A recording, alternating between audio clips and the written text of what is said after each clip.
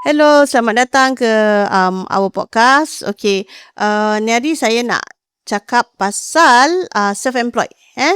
Okay, ada banyak orang. Before that, let me introduce. Kita daripada Sembang Sempang. Our location at property shop at Simpang Bedok. Dia dekat sebelah Spice saja.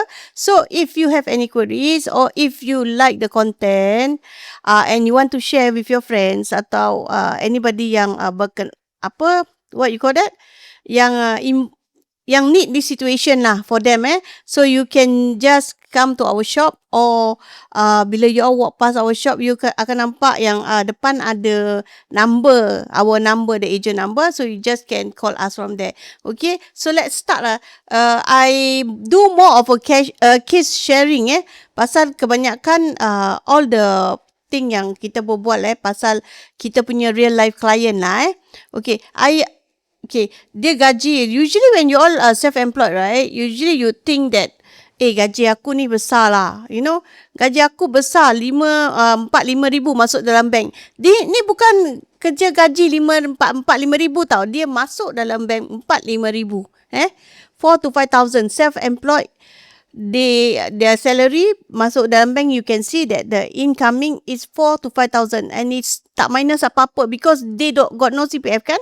So whatever they receive is just cold hard cash. These are mostly for self-employed.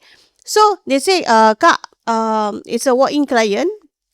Saya cakap, nanti boleh datang rumah saya tak? Terangkan dengan orang rumah saya sekali lah. Macam mana kita boleh ke tidak jual rumah, beli rumah. So, I say, okay, actually, gaji you berapa? Oh, gaji saya no problem Kak. Gaji saya dalam 4-5 ribu. So, I say, 4-5 ribu is quite good lah. Quite good amount. Tapi saya self-employed. So I was like, alamak, tu pull handbrake sikit lah. Because self-employed ni kan, kadang-kadang you need to see the documentation tau.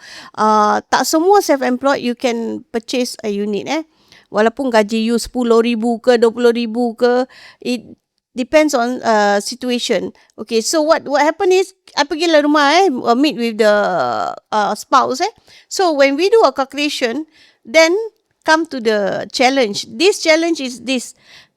Bila you tengok dia punya bank, memang gaji 4-5 ribu.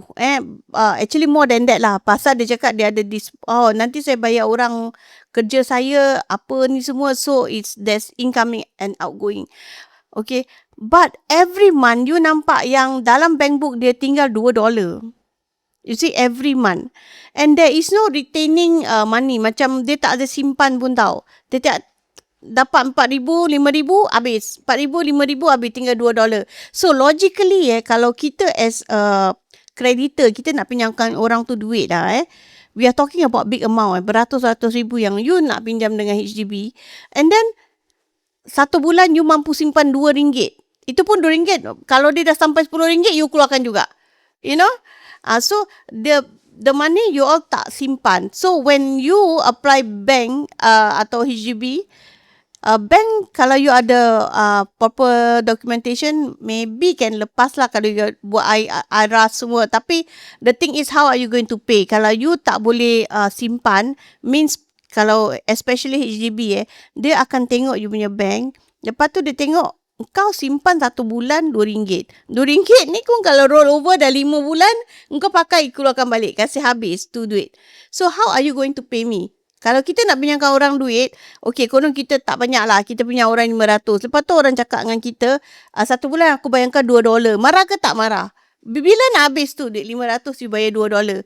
It's sama macam HDB. Kita pinjam dia duit beratus ribu. Habis bank kita cuma ada $2 tiap-tiap bulan, kita mampu taruh kat situ. So, when I see that, automatically I cakap dengan dia, pasal dia tak ada CPF masuk. Kalau you ada CPF masuk, macam you normal people working, dia akan ada incoming CPF gaji you masuk bank is your gaji, you nak habiskan pun tak kisah. Because why? Bila HDB tengok you punya CPF, you are employed, the CPF ada masuk, dia tahu yang you boleh bayar daripada CPF. Tapi kalau you self-employed, kalau CPF pun kosong, bank pun kosong, you nak bayar pakai apa? what are you going to pay them with, okay? It doesn't mean that you gaji berpuluh ribu. Jangan cakap berpuluh ribu lah. You gaji ratus ribu pun kalau you tak boleh simpan, you won't get the loan lah. Pasal HDB akan see situation and they akan see tengok if you can afford to pay them back. Kalau you tak boleh afford to pay them back, meaning they won't approve your loan. Kalau you, because I have a lot of self-employed client. Ada yang memang gaji besar, ada yang gaji besar boleh simpan, ada yang gaji besar dia tak boleh simpan. So there is a few scenario which later I have another case study. I can bilang you all lah which scenario you all fall into. And this case, kalau you all are self-employed, please make sure that consistently bulan-bulan you simpan duit. Simpan duit in macam mana tahu? Okay, satu bulan kalau you gaji 4-5 ribu, make it a habit to simpan satu bulan 1,000 ke, 800 ke, because HDB kalau dia kasi you loan, dia akan based on that. Okay, yang kemampuan you untuk bayar. Okay, kalau you simpan 800, maybe the loan akan based on the 800 lah yang you akan they can get from you lah, kan? Because orang tak kita lah. Kalau orang tak mampu bayar, minta tu bukan minta, itu bukan pinjam, tu minta sedekah. HDB don't do charity. Okay. So if you want to pinjam HDB, you must make sure that monthly you boleh bayar diorang, boleh mampu. So when I look at the finances, I cakap how you nak pinjam kalau you bulan-bulan you got no saving. So it's very difficult for HDB to give you. So what I notice is their lifestyle lah. Their lifestyle is this. Dia punya wife every month pergi spa, pergi facial. So I was like, aku pun tak bulan-bulan saya pergi facial. I'm working, I'm earning my own money, but I not that every month go facial. Sometimes you need to cut down on, unnecessary stuff. Pasal sampai bila nak singgah rumah sewa, because they are currently staying at rumah sewa lah. So sampai bila you all tak ada property sendiri. I mean, for that amount of 4-5,000, kalau you kerja dekat luar, kalau you tak boleh simpan duit, I suggest you kerja dengan orang lah yang ada CPF. Terus terang cakap, because if you cannot keep your money, then you cannot have a house. Itu akan susah lah. Pasal house is like an investment, so-called. Okay. Okay, so let's move forward to another case. Okay, ni case this case, dia bukan tak boleh simpan, sama. This client, dia self-employed. Okay, dia ada documentation tau. Dia ada surat gaji, semua dia ada. Kalau tak pakai surat gaji, they will based on you can just write in yang berapa-berapa you get for that month. Tapi mesti ada consistent macam duit masuk dalam bank kan. Dia ada what you call that, orang pay now you ke apa. Kalau you delivery driver lah self-employed lepas tu dia orang ada pay now you kan. So from there you can collate like this month aku dapat berapa, then you can just write to HDB, okay, this is my so-called tally dengan aku punya bank account and how much aku simpan monthly, how much I can keep monthly. Okay, tapi I ada satu klien ni very very cute pasal apa? Banyak kawan dia dah kena scam, duit dalam bank hilang. Okay, so dia pun takut lah macam aku taruh dekat bank, nanti duit aku hilang kan. So what he do for the past 2 years yang dia kerja kan, what he do is that dia taruhkan duit dia dekat rumah, dia simpan monthly dekat rumah. So bila dia nak ambil HDB loan, they will do the HFE dulu kan. Everything now you need to do HFE kan. Because without HFE you tak boleh beli rumah. Sekarang it's very strict for BTO ke apa, you nak apply BTO, you nak beli rumah dah beli open market, semua you nak kena buat HFE dulu. Okay. So what happened to this client is dia takut dia kena scam. Sekarang dia apply for loan, sekali HDB reject. HDB reject pasal HDB kan minta bank statement, walaupun dia ada salary statement, so called dia ada surat gaji tapi pasal dia paying in cash kan, so tak ada record except for the bank statement, except for the salary statement. Dia monthly ada salary for 12 month, dia kasih HDB. But HDB still reject their loan. Why? Because bila HDB check dia punya bank statement, kosong, tak ada transaction, langsung tak ada transaction. But dia cakap, she tell me is that, because my company give me in cash, pay me in cash. I dah buat kerja, diorang akan kasih cash. So it's not transacted in the PSB book. So what happened, cakap, then what, duit you ada simpan? Ada. Then I say, but HDB will need proof that you simpan. Berapa you simpan? Monthly, because I know I want to buy a house, monthly I keep $500.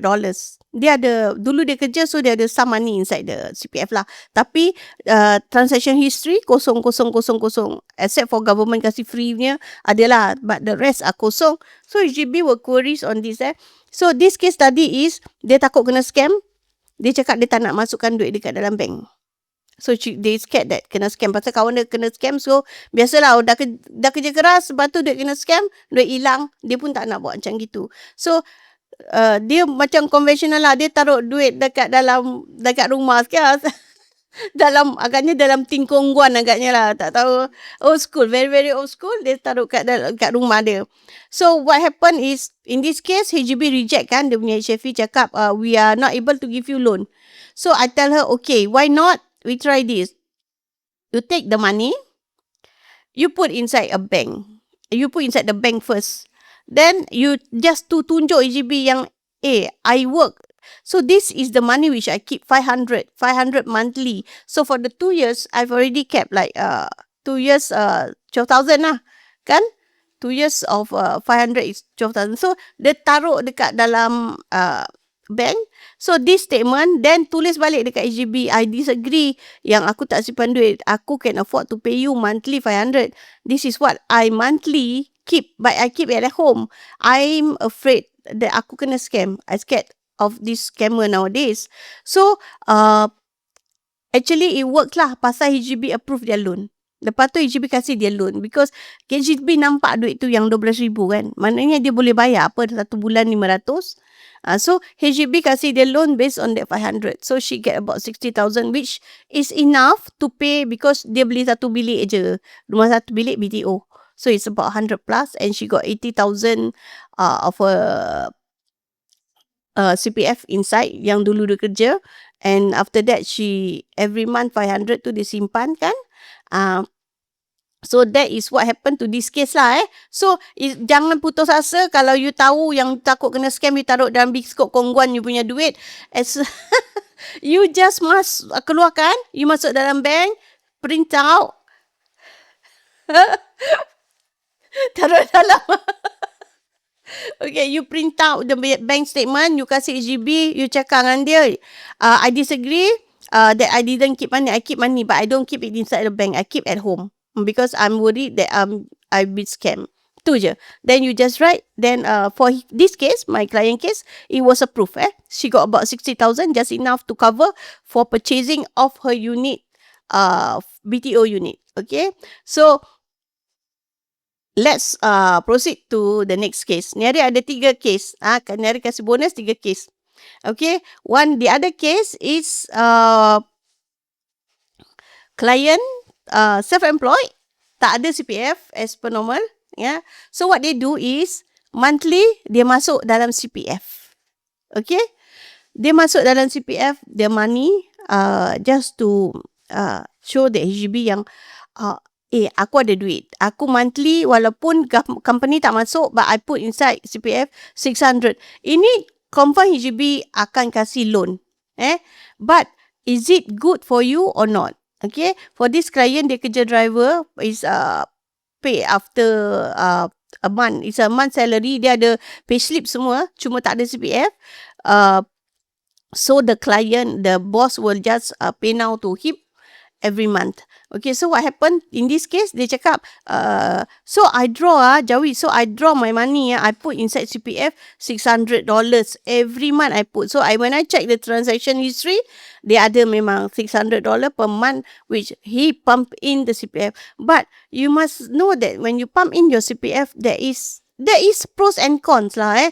Macam if this kind of case, kalau there is berlakunya perceraian, kita tak nak bercerai, tapi kalau it happen, dia ada kukuh what evidence yang bukti lah, kukuh bukti yang kukuh yang ni duit memang keluar dari aku.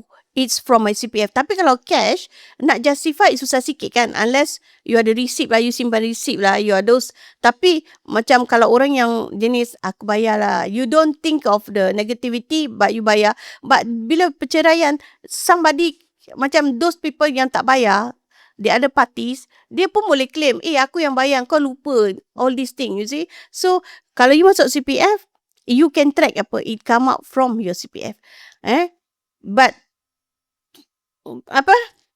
Pay now? Yalah, but okay, you boleh pay now, boleh apa, but the thing is, the transaction, you tak tahu bila you cerai masalahnya. So the transaction, kalau PSB 6 bulan aja, you boleh retrieve. Ada bank, I not sure lah. Usually kalau PSB, most of the clients which I met, diorang mostly PSB. Kan? So it's only 6 months which you can retrieve. The rest you have to ask from the bank and it's chargeable at $20 tak salah per transaction per month. So for this client, dia masuk dalam CPF. It's good lah if you nak masuk, because you akan dapat loan. Pasal HDB nampak you masuk every month, means you mampu bayar 600 every month. But the not good part is the accrued interest. Tadi kita tengah buat podcast for there's a client yang walk in tanya pasal this CPF. Dia cakap nak tanya, saya pakai CPF saya, habis lepas tu saya dah habis bayar rumah, tapi dia punya interest CPF board cakap masih ada running accrued interest. So dia cakap so now CPF board suruh saya bayar cash. So I ask lah, kenapa CPF board suruh bayar cash? Dia cakap, jadi nanti kalau jual rumah tak negatif. Pasal dah pakai CPF kita dah pakai, so the accrued interest is still running. Okay, the reason why the accrued interest is still running is this. Bila you all simpan duit dekat dalam CPF, konon you ada 100,000 kat dalam, every month, CPF board akan kasih your interest at 2.5% interest. So bila you pakai, kira you ambil itu daripada 100,000, you pakai 50,000, ini 50,000 stay inside, 50,000 CPF board akan bayar 2.5. Tapi yang ni 50,000, you have to pay yourself 2.5. That's where the accrued interest come from. Means dia bukan apa tau, you paying yourself interest. So even if you dah habis bayar, tapi kalau you bukan habis bayar pakai cash, as long as it's not cash, then the accrued interest akan run. Jangan fikir yang loan you dah tak ada lagi, yang you tak ada interest. You still have interest based on whatever CPF which you use. Okay? So, for this client kan, dia masukkan monthly kan dalam bank, dalam CPF kan, 600. So, if you can simpan cash instead of CPF, kan you tak payah kena accrued interest ni. Tapi kalau you rasa macam, aku tak boleh, because I still need, I cannot, I must keep inside CPF because I cannot keep money. Aku nampak duit je, aku nak draw. Something like that. So, then you put in CPF lah. But if you can, if you ada macam, what you call that, self-discipline, dan you akan simpan, you tak belanja ni 500-600 ke 1,000, then it's safe for you to keep and then pay your house as cash. Tak payah pakai CPF. Okay? Because there's pros and cons. Accrued interest ni, kalau you jual rumah, kalau dia dah terlebih ke, dah lama sangat you tinggal kat rumah tu, dia akan buat your house negative sale. Sometimes dia akan buat negative sale. Depend on the property market at that point of time. Okay? We are at Property Shop at Simpang Bedok. If you have any queries, you can call me kat bawah ni number I. Or kalau you nak drop by, kalau kita ada kat dalam, you can just come down and meet one of the agent. Also, kita ada gambar-gambar kita kat luar, the abang-abang sacok dengan kakak-kakak jambu kat luar. So, so if you want to call us, you just give us a call, then make appointment with us. Then we can explain to you further lah. Okay. Thank you for listening. Semangat simpang nak Assalamualaikum. jual, nak beli, nak sewa rumah. Call kami, senang hati, urusan semua beres.